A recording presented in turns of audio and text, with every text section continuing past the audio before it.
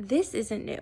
This is 1904, but with better PR. In a recent Capitol Hill clash, Representative Sean Casten pressed Secretary Scott Bessent on who exactly gave the U.S. authority to manage Venezuelan oil assets after Maduro was ousted. And Bessent couldn't clearly answer. So can you help us understand under what statutory authority is Treasury relying on to exercise the discretionary control over natural resources and sovereign assets of another country? Treasury has no control over the...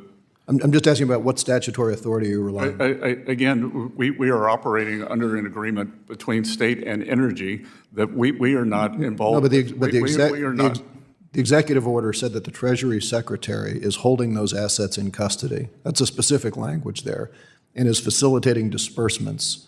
Under what authority are you acting? I will get back to you. My concern is that the executive order cites IEPA. IEPA specifically says that you have to be engaged in hostilities with a country for IEPA to trigger that claim. Secretary Rubio said that we are not at war with Venezuela. It's very much giving 1904 Roosevelt Corollary, where the U.S. asserted that it could intervene anywhere in Latin America that it decided was unstable. It turned a defensive doctrine into one for unilateral power. Today's moves to control Venezuelan oil look kind of similar because we're trying to manage another nation's strategic resources without clear legal authority, multilateral consent, or long-term stability justifications. History really shows that when power goes unchecked, even in the name of stability, it often leads to domination and not full liberation.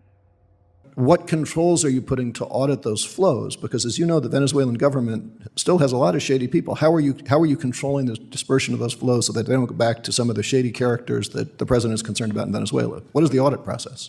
Again, we will be bringing in outside auditors for this, and the Venezuelan government will be... Do you have an agreement for that audit in place right now? Not at present.